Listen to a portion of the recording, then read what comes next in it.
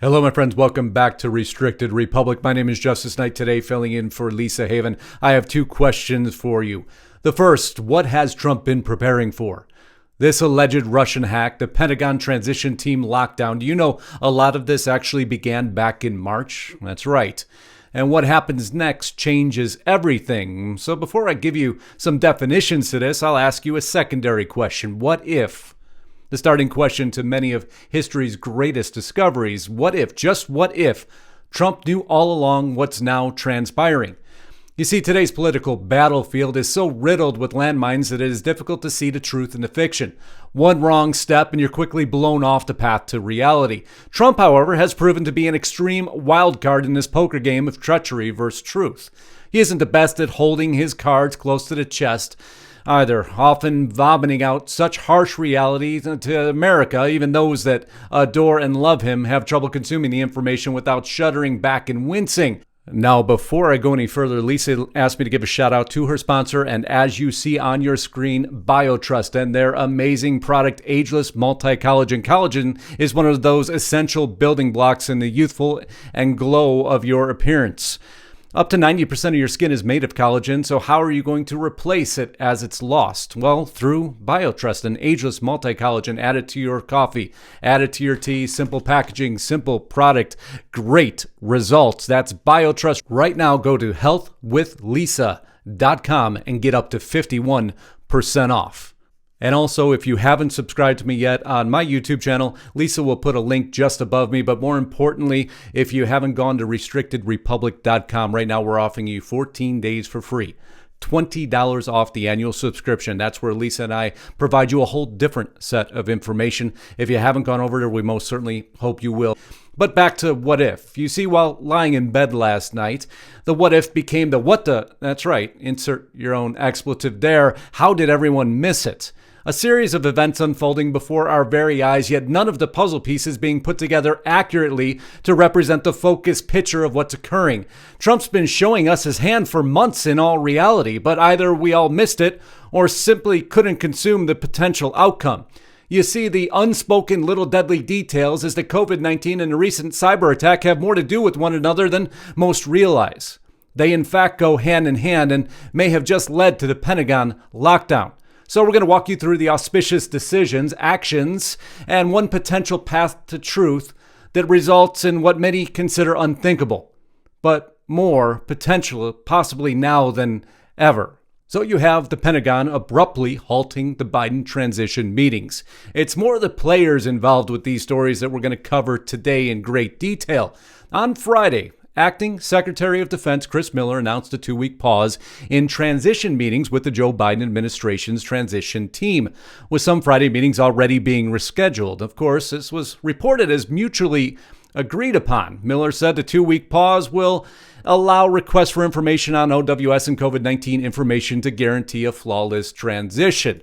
Well, Axios reported something quite the contrary. Pentagon halts Biden transition briefing, and within that article, the latest Biden transition director, Johannes Abraham, contradicted the Pentagon's official response to the story on Friday afternoon, telling reporters, let's be clear, there was no mutually agreed upon holiday break. Well, that's unusual, isn't it? In fact, we think it's important that briefings and other engagements continue during this period as there's no time to spare. Of course, there's no time to spare. It's been rushed through the entire time. Chris Miller coming back and again saying, I remain committed to a full and transparent transition. This is what our nation expects, and the Department of Defense will deliver as it always has. However, the mutually agreed upon holiday pause, which begins today.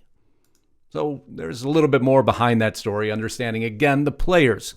Remembering that Trump had fired Mark Esper, defense secretary, who opposed use of troops on U.S. streets. Well, that story in itself can beg just a few questions. Donald Trump announcing publicly via Twitter, I am pleased to announce that Christopher Miller, the gentleman who has now put the Pentagon halt on the transition team, used to be the director of National Counterterrorism Center. The players become critical. The decisions paramount. Esper out. Christopher Miller in. And why would Esper be out? It depends on what side of the aisle you ask on that question. This on the New York Times. One would be incompetence or wrongdoing, reason for him being removed, which does not seem to be an issue with Secretary Esper. A second would be vindictiveness, which would be an irresponsible way to treat our national security. Well, the question is that seems to be what this is all about, our national security. Mark Esper's downfall had been expected for months as he took the rare step of disagreeing publicly with Mr. Trump in June and saying that active duty military troops should not be sent to control the wave of protest in American cities. All well and good, but what if Trump knew something else? What if Trump was calling those troops back because there was something else brewing? We're going to frame this up a little bit more. And maybe it's not only the China influence that is now permeating our entire republic. Hunter Biden emailed best wishes from the entire family in $10 million Chinese tycoon ask, which we've covered in detail. The problem with the statement was from the entire family. Of course, we've also known that members of our government in some ways have stalled anybody knowing about this information. A.G. Barr knew about Hunter Biden probe for months. At least the Wall Street Journal reported that as such. Well, that's really unfortunate timing with everything brewing up with China the way it is. McCarthy gets FBI briefing on Swalwell. He should not be on the Intel Committee. That's right. With, as you see here, published on the Federalist now, FBI Communist China spy infiltrated California politicians, including Russia hoaxer Eric Swalwell. Well, nonetheless, McCarthy and Pelosi are briefed by none other than Ratcliffe. That's right, and Ratcliffe in himself taking an auspicious series of events and concerns surrounding China. Ratcliffe delays meddling assessment amid debate over China's 2020 role as 2016 fallout looms large. For those of you who haven't followed our reports, very quickly, this comes 4 years after the Russian meddling in the 2016 election, which dragged on for 4 years, but everybody wants to dismiss what's happening now, of course.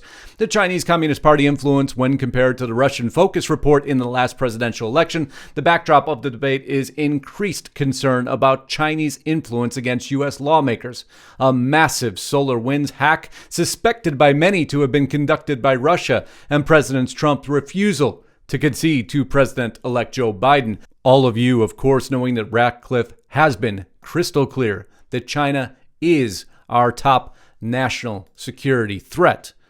So much so that John Ratcliffe has delayed the report, the intelligence report, the classified intelligence report, until everybody can come to some agreement on what's included within it. Specifically stating, received relevant reporting since the election, and a number of agencies have not finished coordinating on the product. On Tuesday, according to this Bloomberg article, Ratcliffe was weighing refusing to sign off on the report unless it was more fully reflected the national security threat posed by China.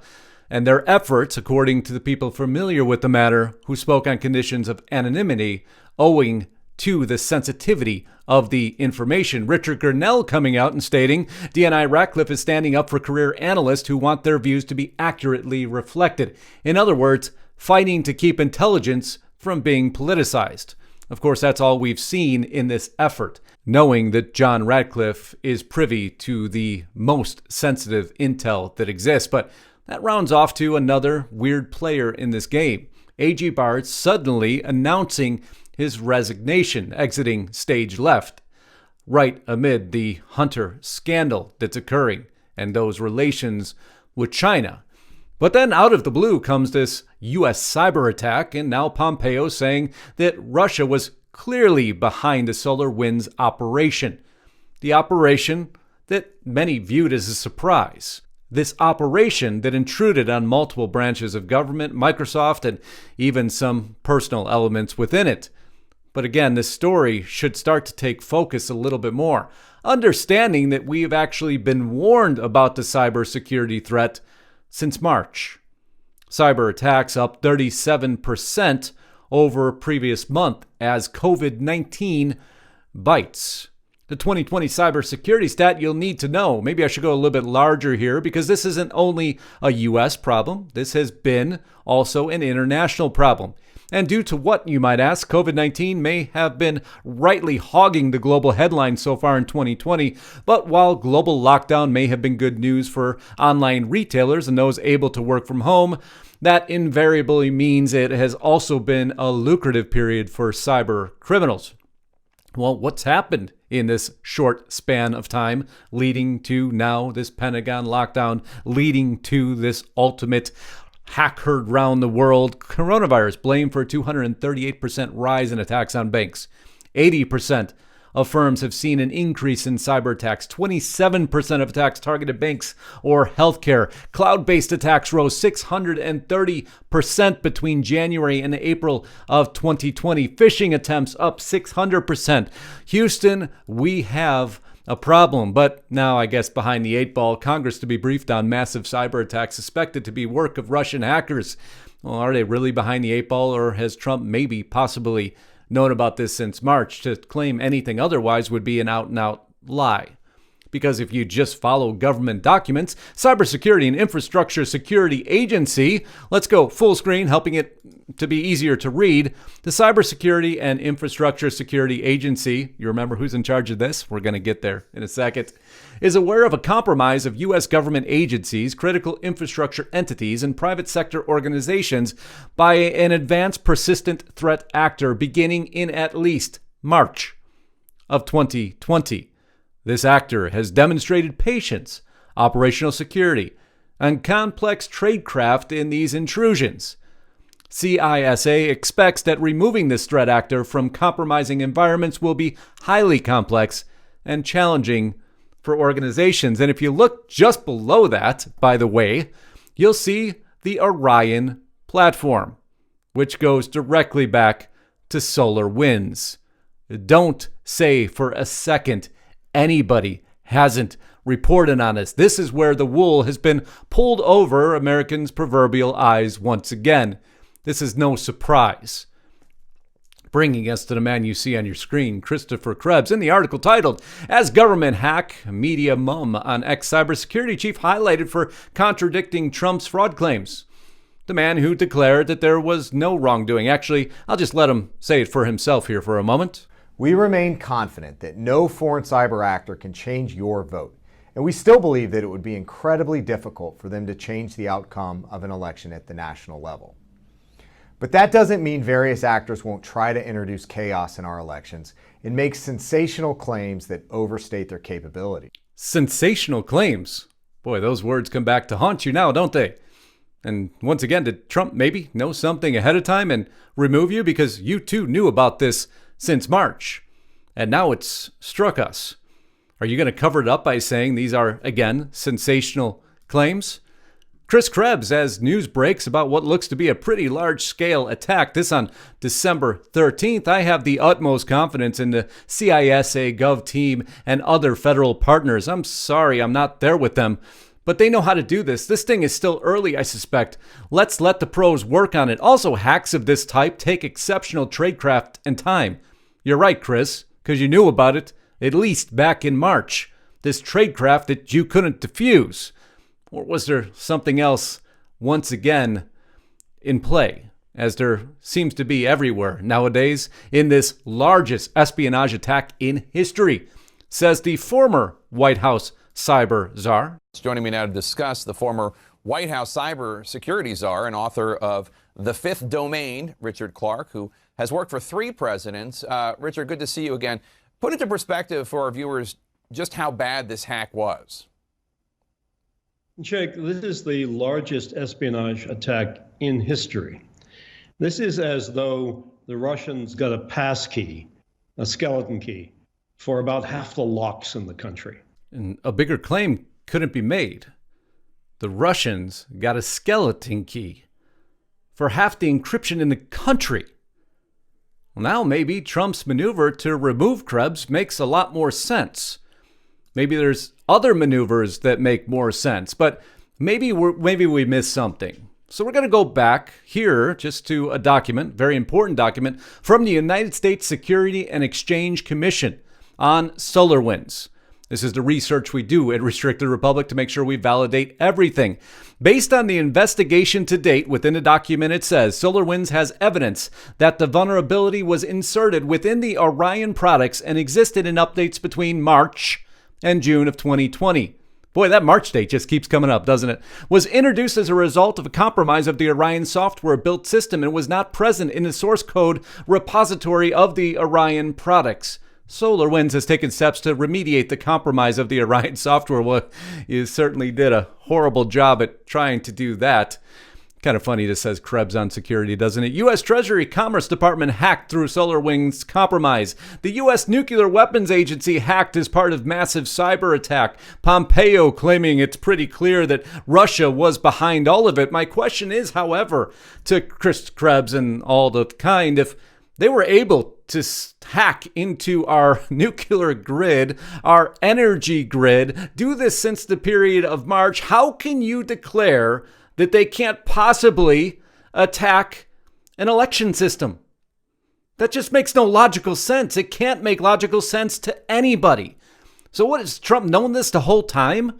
It appears that maybe he just did. And what is he preparing for is the logical next question. Well, as you see here from whitehouse.gov, President Donald Trump is taking a historic step to achieve peace in Afghanistan and bring our troops home. Trump calls for law and order, threatens to deploy troops to major cities. Trump to bring more U.S. troops home. So now the question has to be, has Trump known about this the whole time? The answer is yes. I showed you the documentation. It says he's known about it as well as Esper, as well as Krebs, and more than likely as well as A.G. Barr. Now, what did they do to react to this intel? It appears not enough. So Trump removed them from the scenario, putting in those very familiar with counter-espionage, pulling the troops back into the U.S. Preparing for what? It's the question. It's the next step that changes everything. We just laid the groundwork for exactly why it may happen, because Trump has been trying to remove this for months now, because he knew exactly, in our opinion, exactly what's been happening right now. Nobody did anything to stop it, but he's been trying. We'll see what that next maneuver is. If you haven't subscribed to Lisa, I certainly hope you will. If you haven't subscribed to my channel, I certainly hope you will. She'll leave you a link below in the description. If you haven't been over to Restricted Republic, you'll find out where we do an entirely different set of information right now, 14 days for free. $20 off the annual subscription. Take us up on it, because stories like this will continue to develop, some of which portions we can't air anywhere else except at restrictedrepublic.com. Can't thank you enough for being here. Thank you for allowing me to fill in. Until next time, Godspeed and God bless. Justice Knight, on behalf of Lisa Haven, signing out.